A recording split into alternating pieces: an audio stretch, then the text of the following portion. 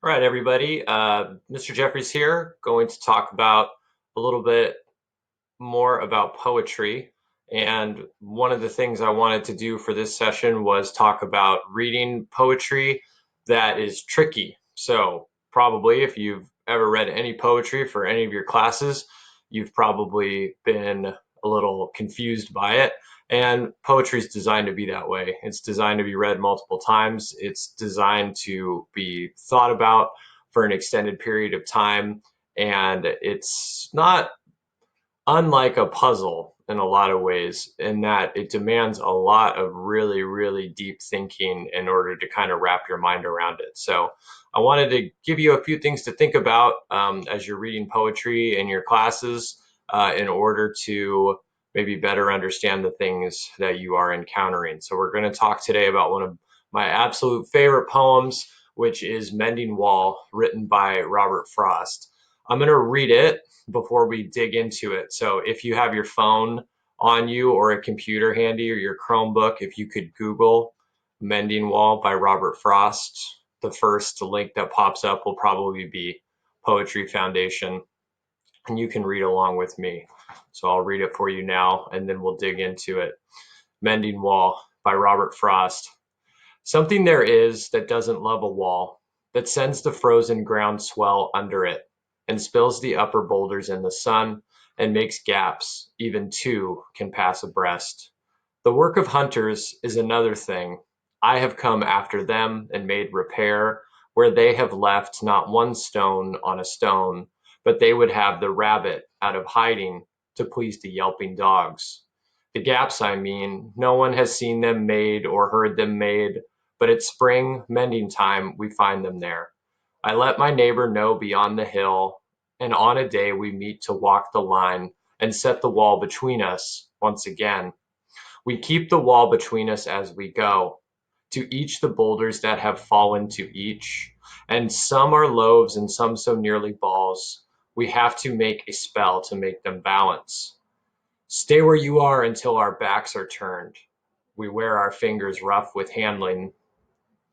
Oh, just another kind of outdoor game, one on a side. It comes to little more.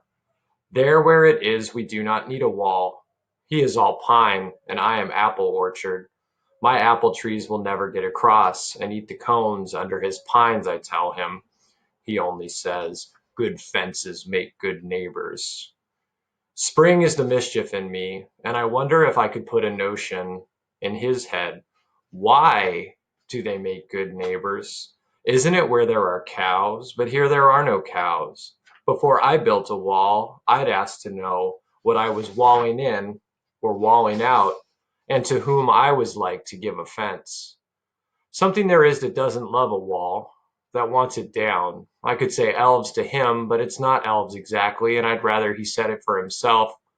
I see him there, bringing a stone grasped firmly by the top in each hand, like an old stone savage armed.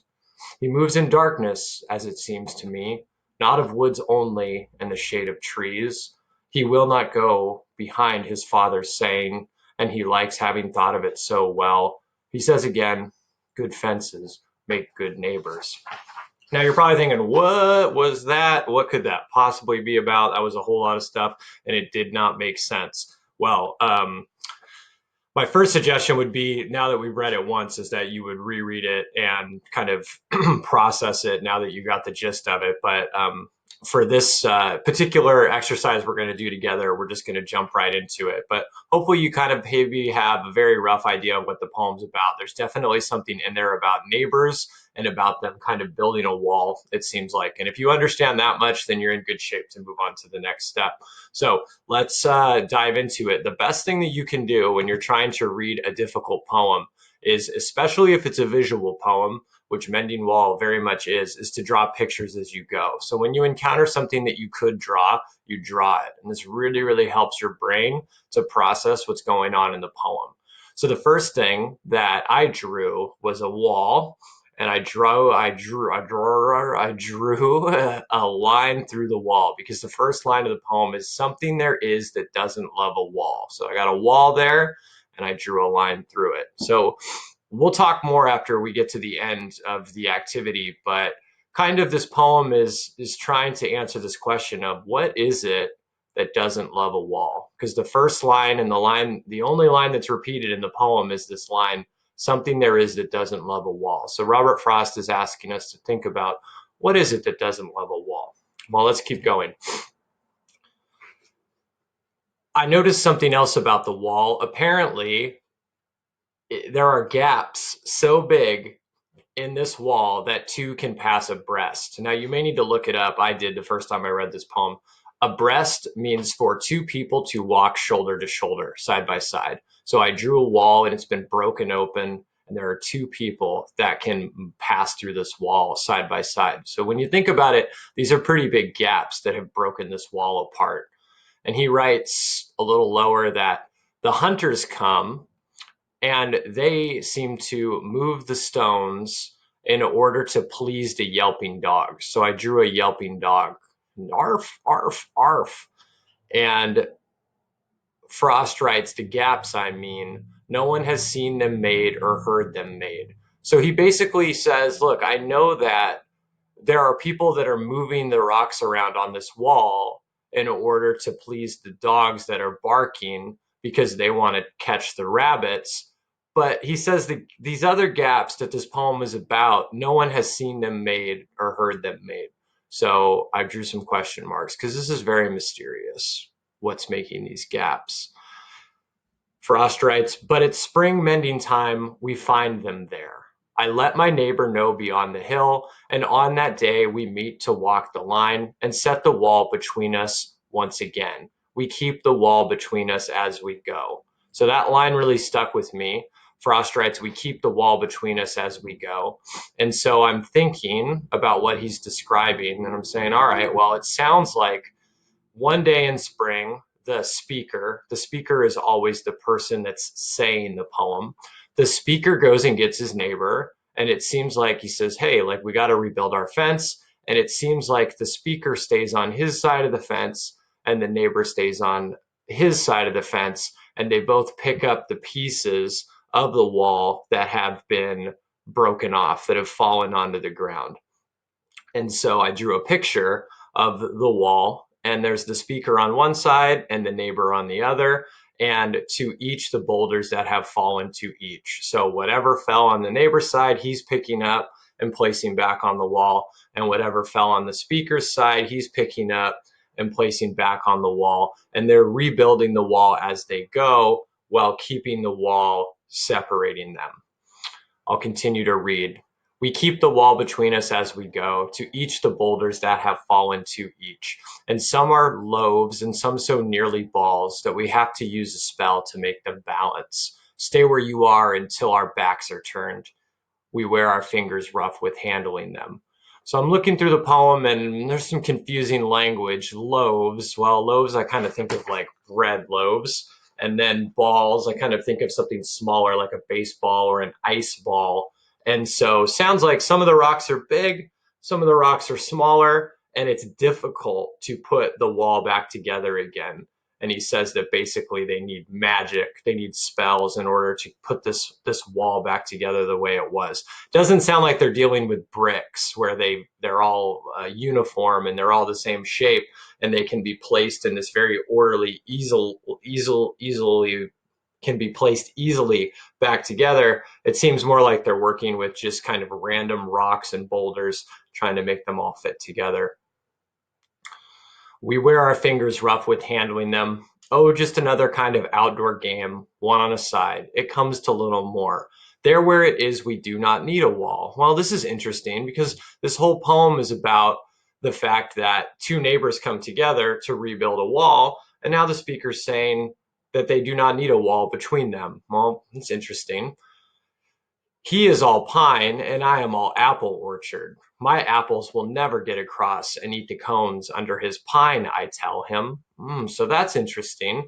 Sounds like the neighbors have two different types of trees. So I drew my picture. The neighbor has pine trees, and the speaker has apple trees. So it sounds like two different types of trees kind of show the property line, right? There's already something that separates their property line, that shows where one neighbor's property begins and where the other one ends. And so, why do you really need a fence there? And apparently, the speaker is either thinking or telling his neighbor, this is kind of a joke. He's like, dude, my apples are never going to get across and eat the cones under your pines. It's like our trees aren't going to attack each other, right? I mean, do we need to build a fence to keep our trees from attacking one another? No, right? It's ridiculous. And so apparently he's told his neighbor this, and the neighbor says only that good fences make good neighbors. Just think about that phrase because it's going to get repeated in this poem. Good fences make good neighbors. Well, the speaker says, spring is the mischief in me. So we're experiencing that now, right? It's getting warmer. You maybe are feeling more like you want to go out and do crazy things. You want to go jump in your swimming pool. You want to act a little wild because it's springtime. Spring is the mischief in me. And I wonder if I could put a thought in his head. Why? Why do they make good neighbors? Isn't it where there are cows? But here there are no cows. So he says, look, when do we need to have a fence? When we have something like a cow or an animal where, you put up walls in order to keep cows from crossing property lines, or chickens or horses or anything, right? He said, but then here there are no cows. So we have these trees that separate our property line. There's no animals to keep out or to keep in. So he's like, really, what is this fence for? And why do they make good neighbors? Like, what does this phrase even mean? The neighbor keeps on repeating that good fences make good neighbors. Well, what's that all about? Last two lines on the first page, before I built a wall, I'd ask to know what I was walling in and or walling out, and to whom I was like to give offense. So I drew a picture of the wall again. I'm getting ahead of myself. The picture a little higher up is the neighbor, and you may see GFMGN, and you're wondering what that is. That's an abbreviation for good fences make good neighbors. So the neighbor is saying that good fences make good neighbors, and the speaker, I drew him below. He's wondering why. He's got that little question mark next to his head. And the speaker's thinking about, if I'm going to build a wall, this is taking all afternoon. Who am I trying to keep out, and what am I trying to keep in, and shouldn't a wall have a purpose before I take the time to build it, is kind of what the speaker is asking himself towards the end of the poem.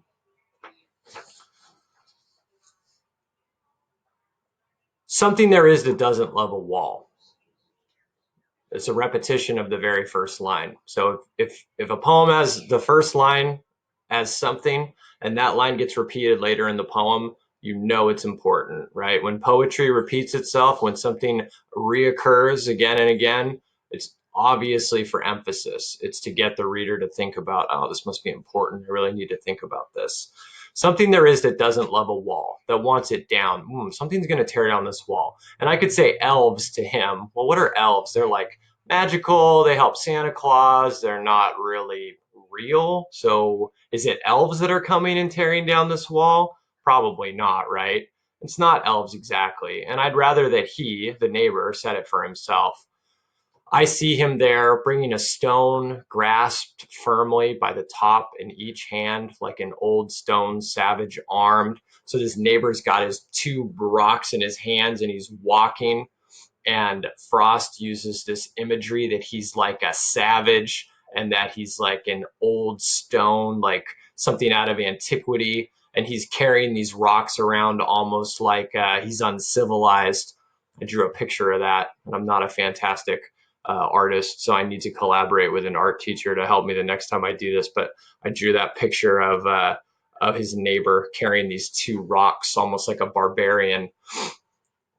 And he moves in darkness. The neighbor moves in darkness, it seems to me, not of woods and only the shade of trees.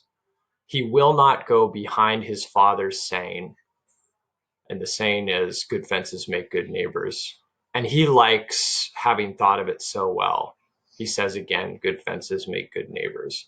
So you might get to the end of this poem and you're like, I don't really, I don't get it. Okay, so the neighbor repeats good fences make good neighbors, and they rebuilt the wall, and it's just kind of like it didn't go anywhere, right? Like nothing happened. Is there a plot? Is there an introduction and rising action and climax and falling action and a resolution to this poem?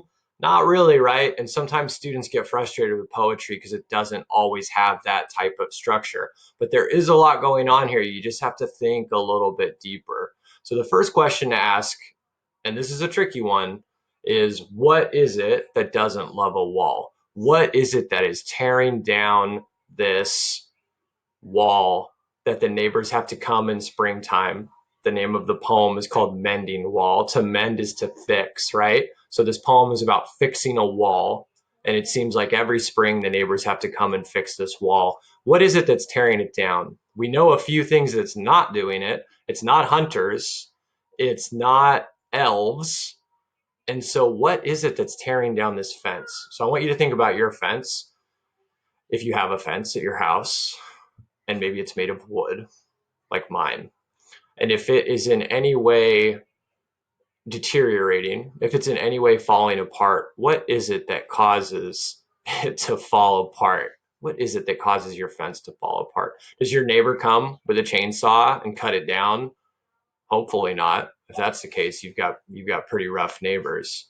Um, is it a dog that busts your yard apart, or that digs under it, or that knocks the fence boards loose?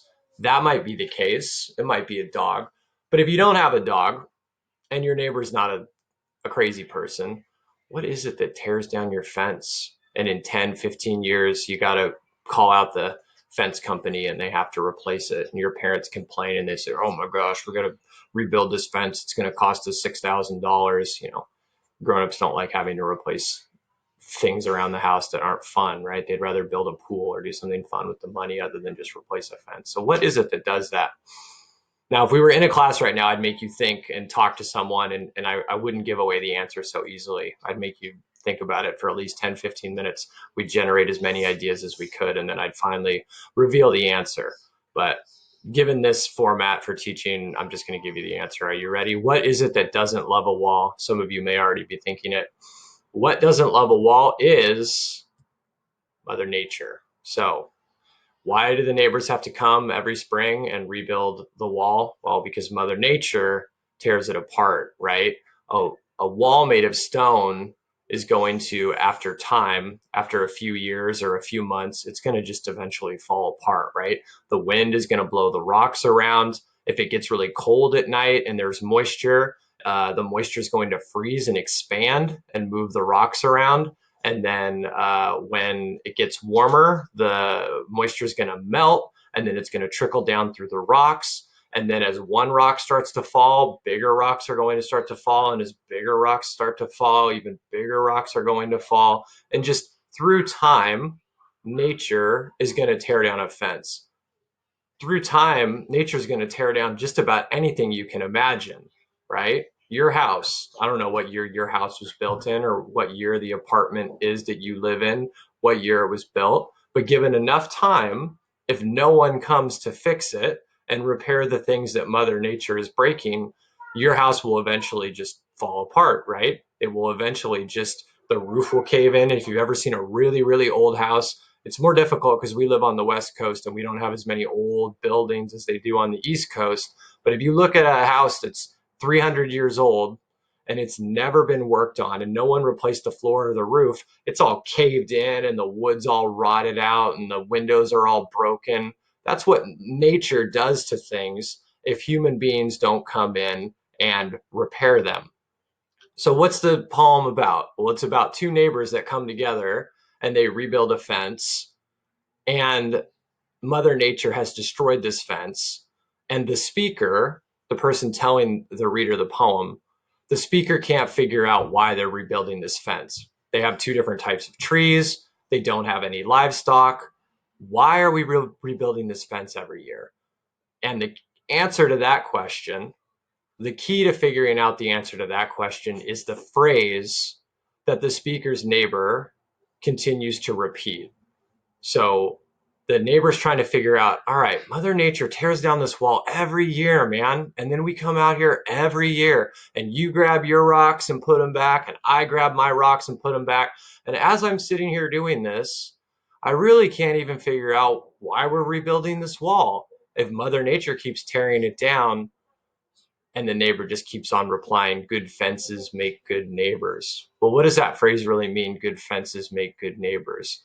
A good neighbor is someone that, should kind of know you, should always be willing to help you, should respect you. I mean, if we think about what makes a good neighbor, those are some qualities that we'd see in a good neighbor. But to the speaker's neighbor, what makes a good neighbor? A good fence, right? Separation, privacy, just kind of leave me alone. You stay on your side and I stay on my side. That's what makes a good neighbor, according to the speaker's neighbor. So it's kind of a negative depiction of what it means to be a neighbor. It's kind of sad, right? If I went over and told my neighbor next to my house, you know what makes a good neighbor, Jacob? A good fence. That's kind of me saying, like, you know what? The best thing I like about being your neighbor is when you go away and you leave me alone and we don't talk to each other and we have a nice strong barrier that separates us. So it's kind of negative, right? So the very last thing to think about with this poem is we figured out a few things. Number one, Mother Nature keeps tearing the wall down.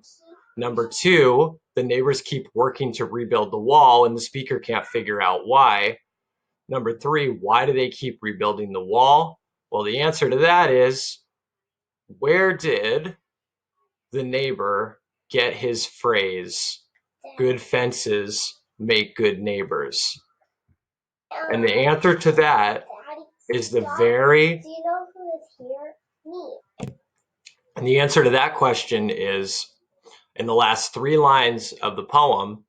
Frost says, he being the neighbor, he will not go behind his father's saying. And he likes having thought of it so well. He says again, good fences make good neighbors. So why, here's the big question, why does this neighbor want to rebuild this fence every spring if the neighbors really don't need it? And the answer to that is it's blank. And the blank starts with a T. So think about that. They build this wall every year out of blank, and the blank starts with a T. I'll let you think for a second. The answer is tradition. So what is this poem really about? It's about tradition and questioning tradition. So there are a lot of things that you do in your life because you've always done them, because that's what you've done since you were a kid. Let me throw out a very quick example. Many of you every December go and get a Christmas tree. And so you go to a Christmas tree lot or to like Home Depot and you bring home a tree, or maybe you have a fake tree, and you put it in your living room. And if that's not weird enough, you hang little ornaments on it. And if that's not weird enough, you put little lights on it. And if that's not weird enough, you put a star or an angel on the top, and you turn on the lights every evening in your living room. And then if that's not weird enough, you put presents underneath the tree. And if that's not weird enough, you tell your little brothers and sisters that someone named Santa Claus is going to come on December 24th and bring more presents, and he's going to come down the Christmas tree. Can anyone out there tell me why we do all these things? Why we'd cut down a tree and bring it inside and decorate it and turn on lights? And can anybody explain that to me? Well, obviously, if you did a lot of research, you could answer those questions because there's usually an explanation for why all traditions exist. But it's very often not the case that we, you and me, understand all of the traditions that we participate in. So the point of Robert Frost's poem is to get you to think about what are some things that you do every day or every year, and you just do them out of tradition. And if somebody said, hey, why do you do that in your family? You wouldn't really be able to explain other than that's the way we've always done it. And so don't think that Robert Frost's poem is against tradition. It's just getting you, the reader, to think about tradition and to think about in your life why we do the things that we do. And, metaphorically, why do we rebuild these walls every spring if we don't really need them and Mother Nature tears them down? And if our only answer is that that's the way we've always done it, maybe that's not a fantastic answer and we need to do some more thinking about why we do the things we do.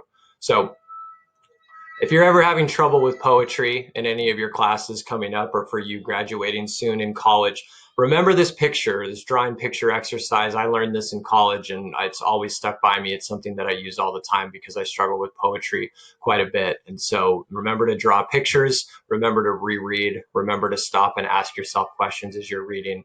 And I hope that you enjoyed this. We'll see you later on TUSD TV.